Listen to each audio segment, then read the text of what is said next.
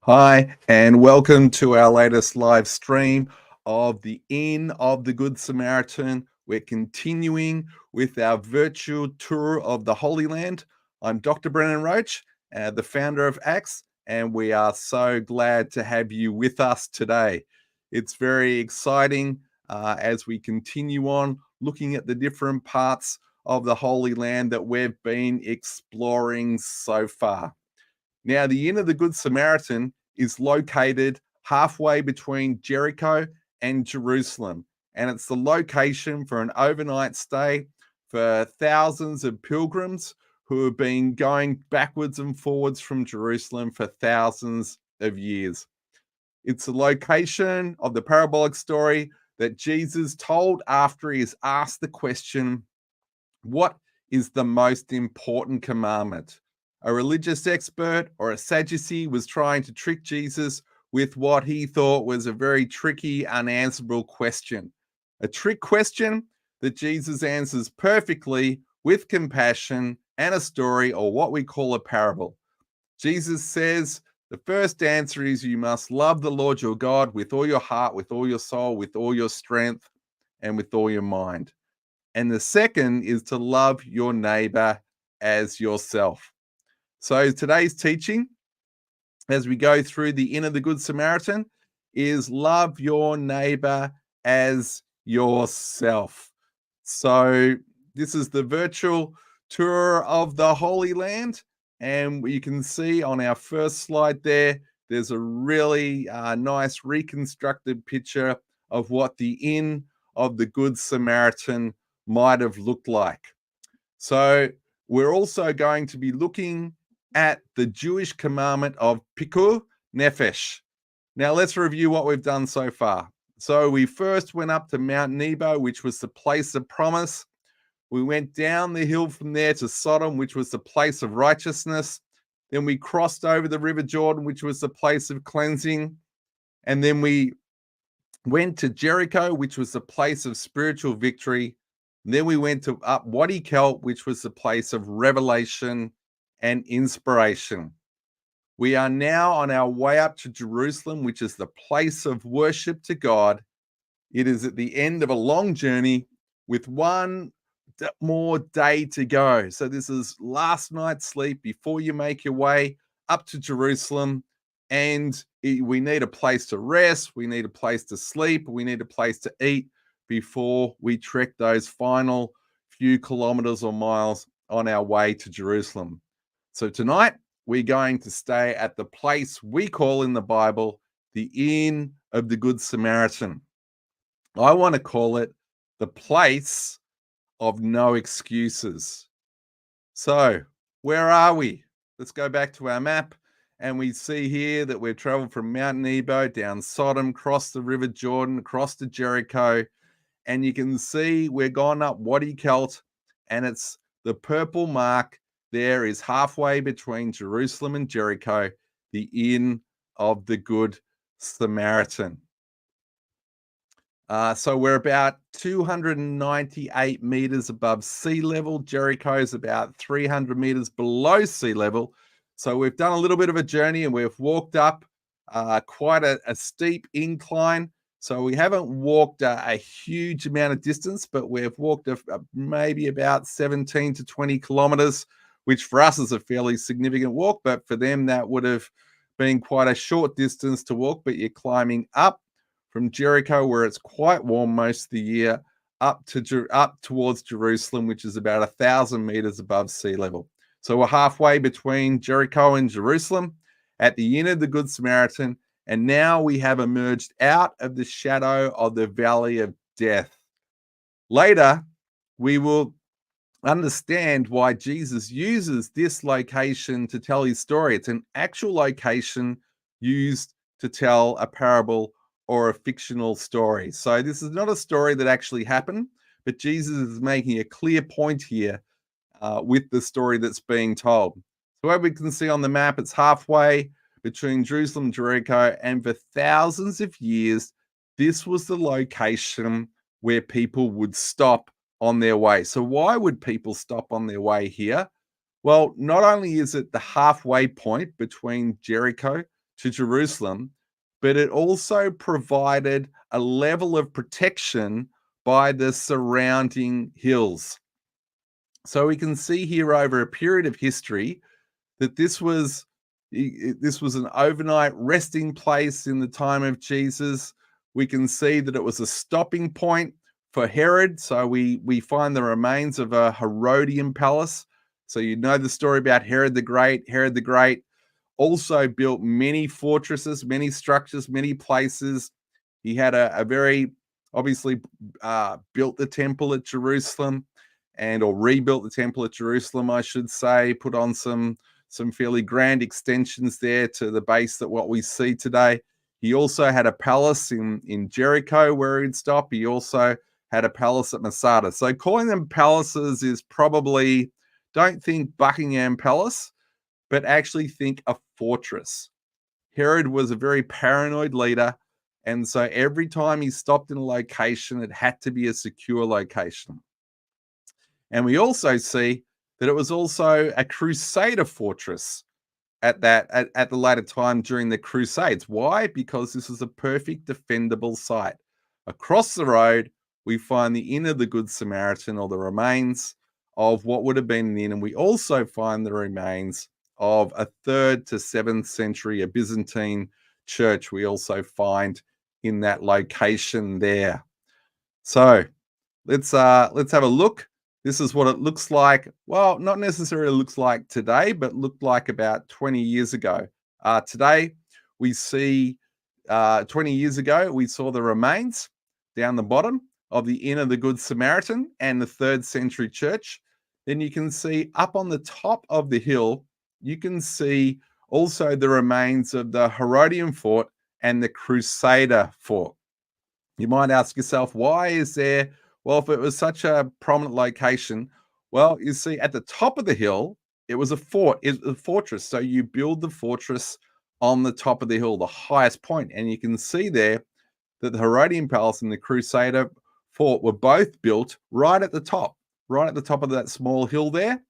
And then you come down the hill and you see that you can maybe, if you can just see it there, you can see a tree and you can see a black grey road behind the remains of the church and the Good Samaritan in there. You see the remains of it. Now that's down much lower. Why? Because when you're on pilgrimage, you're not looking to walk to the top of the hill. You're looking to walk to the place that's closest to the road, which is what we have here. So we had the 4 locations. So the remains of the buildings were only a couple of 100 meters apart. And even in modern day Israel, we can see the road that leads from Jericho, or from the crossing point on the Jordan River. We see the road that makes its way to Jerusalem, and that is about the halfway point that we actually see we've got located there. And I've got another photo of here, and this is the wilderness of Judea. I just wanted to put that up and just to give you some sense. So you can see the road there. That's part of the ancient road, which goes in a slightly different path from Jericho to Jerusalem. So this is the path that they're going on. And you can see how dry it is, how there's no trees, there's no vegetation. And that's just really important for us to understand. There's a few little patches of green there.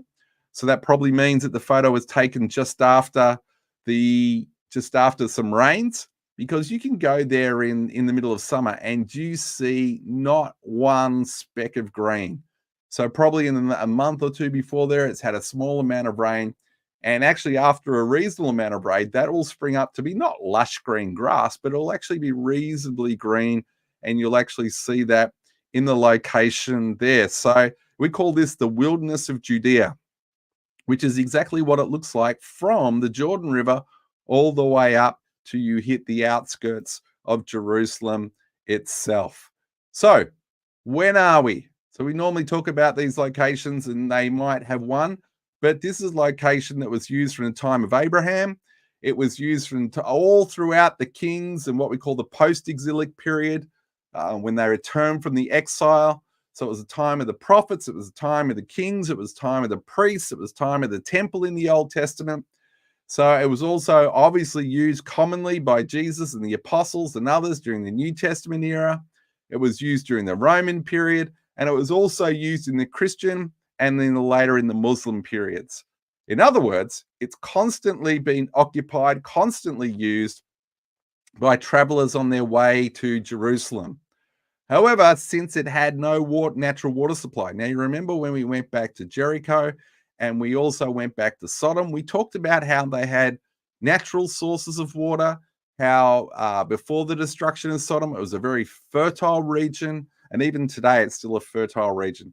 So because it had no natural water and no natural resources, surprisingly, even though with almost constant occupation for thousands of years, no town ever grew up there. Why? Because it was simply a place where people would stop overnight on the way to and from Jerusalem when they were heading up and down to Jerusalem. So just feel free to comment, and just want to say hello to my brother from Botswana, and struggling to say your name there, brother. So Tishapang Topo, glad to have you with us. Feel free to give us a wave, say hello, ask a question. That's what we're here to do, as we encourage you to continue to learn and study the Bible here at the Ministry of Acts. So what actually happened here? So let's have a look at what actually happened. Well, as we've said many times, it was the ancient highway from Jericho to Jerusalem. It was a journey that countless believers made from the time of Abraham and Jesus and Paul and the apostles. It was the place of parables, and it was the inspiration of the Psalms. So you think about a lot of the Psalms were actually written around this region of the wilderness, talking about the wilderness. It was also the hiding place of the prophet Elijah in 1 Kings 17. He hid in this region. Of course, we don't know exactly, but it was also the place of thieves and robbers. Okay, so this is the part that's important for our story of the parable of the Good Samaritan tonight. So it was a home of thieves and robbers. It was also the place the Crusaders called the Ascent of Adamin, also known as the Ascent of Blood. Now, I think it was called, well, the Ascent of Red, because the mountains that they climbed up had this reddish color, and maybe it was also called the Ascent of Blood because there were many deaths that would occur in this location. So we've also talked a little bit about, but let's go back. What is actually here today? We have the remains of the Roman fort. We have the remains of a Crusader fort. We have the remains of the inn, what we call the Inn of the Good Samaritan. It's not necessarily the actual inn, because that was a fictional story, but a real location. And it's also the remains of a 4th to 7th century pilgrimage church. So again, go back to our picture. We can see there the Herodian palace and fort on the top of the hill. And we also see the Inn of the Good Samaritan in the 3rd century church at the bottom of the hill. Oh dear. So we've got a little problem with our PowerPoint there. I'm not sure what's happened. So that's just our scripture. So let's, I'm going to read that for you. I'm not sure exactly why that's gone into that funny look at the text there. Let's go on to the next slide, see if that's any better. No, that's no better there. So let me go back, and at least while I'm reading it, you can have a look at the picture and the location, which is actually there. Okay, so let's have a look. And we're going to be reading from Luke chapter 10, verse 25 to 37. Now, the reason why we're starting here, because this is actually the discussion that actually occurs that sets up the story. So, okay, Luke chapter 10, verse 25. One day, an expert in religious law stood up to test Jesus by asking him this question: "Teacher, what should I do to inherit eternal life?" Jesus said, "What does the law of Moses say? How do you read it? The man answered, you must love the Lord your God with all your heart, with all your soul, with all your strength, and with all your mind, and love your neighbor as yourself. Right, Jesus told him, do this and you will live. The man wanted to justify himself, or even more so, trying to trick Jesus, asked, who is my neighbor? So now Jesus replies with the story of the Good Samaritan. Jesus replied with a story. A Jewish man was traveling from Jerusalem down to Jericho, and he was attacked by bandits. They stripped him of his clothes, beat him, and left him half dead beside the road. By chance, a priest came along, but when he saw the man lying there, he crossed to the other side of the road. Now, let me tell you, the other side of the road is about 2 meters wide, okay? So this is not, don't think of a highway. Think of a very wide footpath that you might be walking down. So he crossed the other side of the road and passed him by. The temple assistant walked over and looked at him lying there, but he also passed to the other side. Then a despised Samaritan. Now, Samaritans were, as it says in the story, despised. They didn't like Samaritans. Jews didn't like them, but they were seen to have a common ancestry, a common heritage. So if you like, they were very, very distant cousins, but the people of Israel didn't like the Samaritans because they were worshipping at their own temple, and they felt the only temple to worship at was the one in Jerusalem. So the Samaritan felt compassion for him. Going over to him, the Samaritan soothed his wounds with olive oil and wine and bandaged them. Then he put the man on his own donkey and took him to an inn, where he took care of him. The next day he handed the innkeeper 2 silver coins, telling him, take care of this man. If his bill runs higher than this, I will pay you next time I'm here. Now, which of these would you say was the neighbor to the man who attacked the bandits? Jesus asked. The man replied, the one who showed him mercy. Then Jesus said, yes, now you go and do the same. So now we come to the discussion about what is the most important commandment. So we had the two there. Love the Lord your God with all your heart, with all your soul, with all your mind, and love your neighbor as yourself. And in this, so there's agreement. This is what the commandments are. And then we have 3 people or 3 different characters. Now, it's interesting in this that there's no elaboration, there's no details. We don't know anything more than priest, Levite, and Samaritan. Okay, so the priest who served in the temple was highly trained in all the things of God and served God in the temple. The priests, in fact, the high priests, were extremely wealthy. And the priests of the temple were very wealthy. So they are much more wealthier than the average person. The Levites were also what people might call priests in the temple, but they were workers. They would do anything from construction work to they'd be looking after the animals. They would be slaughtering the animals for sacrifice. They would be cleaning up. Anybody who did any practical work in the temple was known as a Levite, and they would serve and help the priests. So they were people who understood very well what needed to be done in the things of God because they worked every day. Levites would often work for a month of the year, and then they would return to their other work.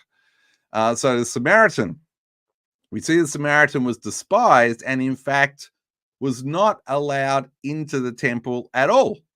But yet he knew what had to be done. So when we read this story from a modern context, we understand the story of a person who showed compassion, who was caring and assisting an injured man. However, this is not what the story is about. Okay, so we think as Christians, the main point of this story is that this is someone who showed caring, someone who showed compassion. But actually, this is not the main part of the story. And a Jewish friend of mine, when we were at the site, said, Brendan, did you know that this is about the mitzvah Pikuach Nefesh?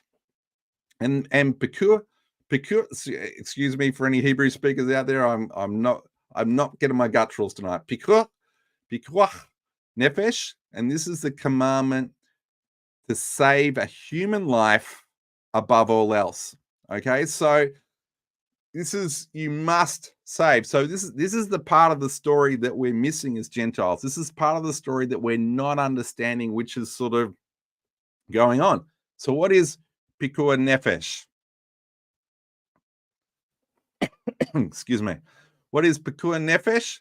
It is the Jewish concept that saving a life is more important than any other commandment in the Bible. Okay, so love the Lord your God with all your heart and soul. Okay, God is number one. We understand that. Number two is actually says love your neighbor as yourself, but it's actually referring to the commandment that you must take all means possible to save a human life. It believes in the sanctity of human life. All life is holy and belongs to God, which means that only God can give it and only God can take it. Okay, so Pikuach Nefesh is the highest obligation for all Jews in their day-to-day living. For Jews, this means that they have a duty to save a person's life, even, now listen to this, even if it means breaking other commandments. Now, this is an important, critical part of the story, okay?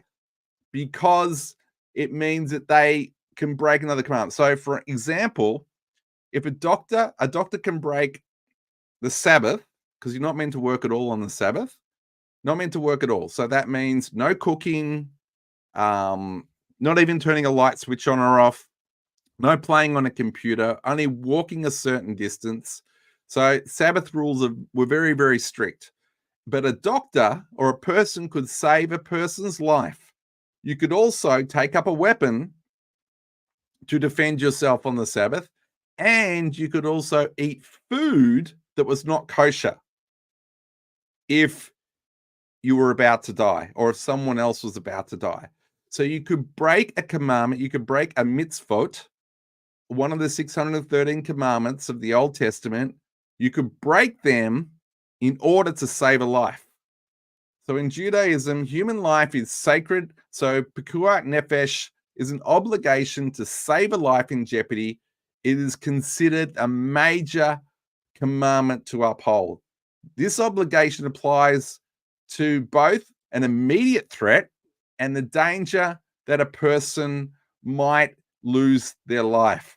So Pikuach Nefesh is derived from the biblical verse, neither shall you stand by the blood of your neighbor, Leviticus chapter 19, verse 17. Do not stand by and do nothing. In other words, don't stand in a victim's blood. Okay, that's important for us to understand. Do not stand in the victim's blood, because if you're close enough to stand in a victim's blood, that means you should be doing something to save their life. Now, whether you take that as a literal thing, we'll talk about in a minute as we go on. So that's an important point. Don't stand in your neighbor's blood. According to Pikuach Nefesh, a person must do everything in their power to save another life. Okay, so a person must do everything in their power to save another life.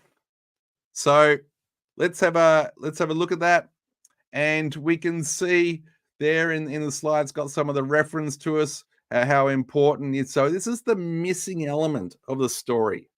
This is something that we don't.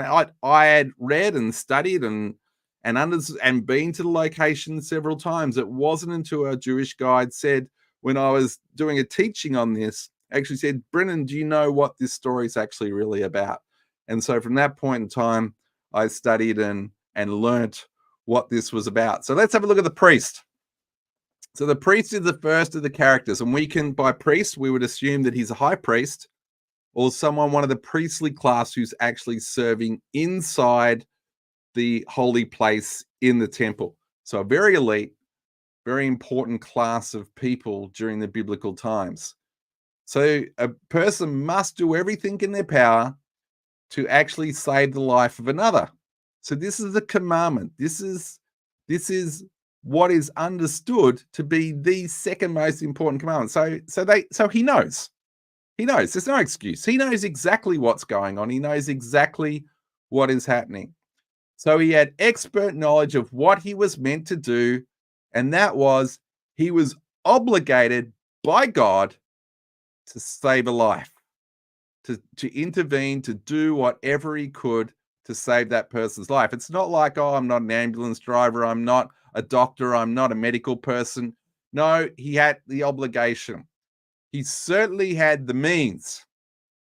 So even though it doesn't talk about him having servants, doesn't talk about having a donkey, if a priest was traveling, he would have been traveling with servants.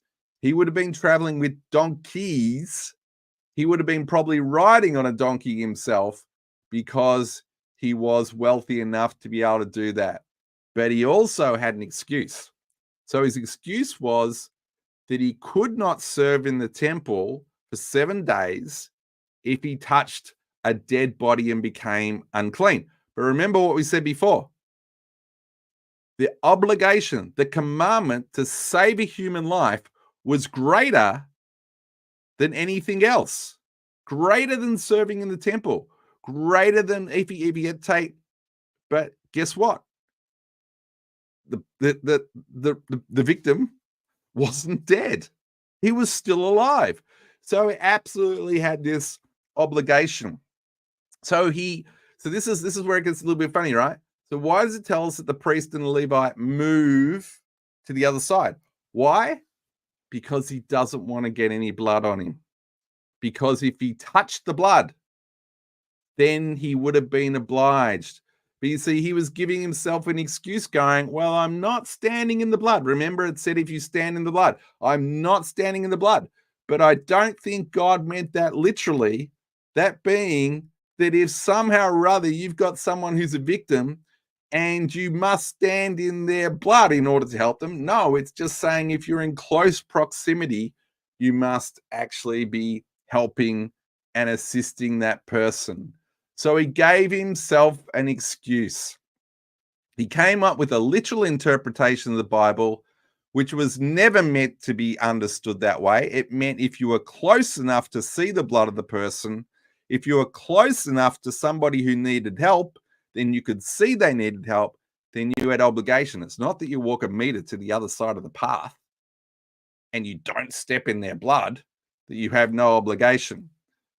Levite, he does the same thing. Okay, so let's have a look at the next slide. The Levite, he understood the commandments. He wasn't as educated as the high priest, but he worked there every day. He had an obligation to understand what the commandments and what he was meant to do. Now, interestingly enough, he goes over and checks to see if the person's still alive.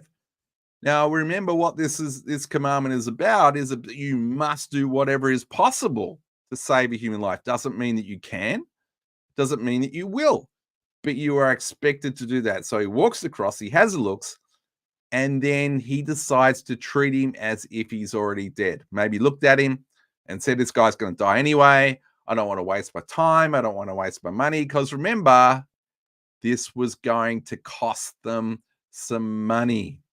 So he also had his excuse was, why waste my time and money on a person who'll die anyway? But you see, that's not what the commandment's about. The commandment is about do whatever you can to save a human life. Why? Let me tell you why. Because we are all made in the image of God. When you're saving a human life, you are saving someone who is made in the image of God. So he didn't want to waste his time, didn't want to waste his money. And if he didn't stand in the blood, see, these guys had exactly the same idea. Didn't stand in his blood, then he had no obligation, and his literal interpretation could not be argued, and that even the Sadducee could not argue with it because it was such a nonsense thing to do. However, the man was injured and he actually lived. So we show that both the priest and Levite absolutely did the wrong thing and did not follow the command of God. So the third one we see is the Samaritan, the person who had all the excuses. He was the victim was not a Samaritan, he was a Jew. So he could have gone, not my neighbor, not my responsibility. But you see, he wasn't looking for an excuse not to follow the commands of God. Isn't it interesting sometimes the difference in how we move forward in the things of God? If we're looking for an excuse not to follow the commands of God, we can always find an excuse. If we're not looking for an excuse to follow the commands of God, then we will follow the commands of God. So he was not his neighbor, or maybe was he? And I think when we look at the whole teaching of the New Testament in particular, we see it goes from Jew to Samaritan to Gentile in the expansion of the gospel. So we can see there in Jesus' world, the Samaritans were definitely part of the lost sheep of the house of Israel. And maybe we might have an opportunity to talk a little bit more about that in some of our other lessons. So he had the means, he had a donkey, he had money. This doesn't mean, in comparison, it would sort of be like if we went, it would be sort of like the priest was like a millionaire, someone who had lots of money. And then, even the wealth they had was incredible. I can't even describe it. Levi was like one step down, someone who did very, very well. And this person is just an ordinary person who had a job, and they were going backwards. And, this guy has a job in Jerusalem. He's going backwards and forwards, working in a place where no one actually likes him. So, I mean, he had a lot of excuses, but he had the means. He had a donkey. He had some finances. Why did he do it? Because he was following and obeying the commandments. Love the Lord your God. Love your neighbor as yourself. Why? Because your neighbor is made in the image of God. So when we actually have a look at this story, at this ending, we see here that Pikuach Nefesh is a commandment to do everything in your power to save the life of another, to love your Lord your God as yourself, and to love your neighbor as yourself, because they're made in the image of God. The person who had every excuse, used no excuses, but followed the commandments of God. The ones who knew the commandments of God did nothing. So what's more important? It's more important, even if we don't fully know and understand all the commandments of God, that we actually follow the commandments of God, rather than be so well educated in the things of God that we can come up with an excuse not to follow the things of God. So the end of the Good Samaritan, I call this the place of no excuses. Why? Because the Good Samaritan actually didn't use any excuses.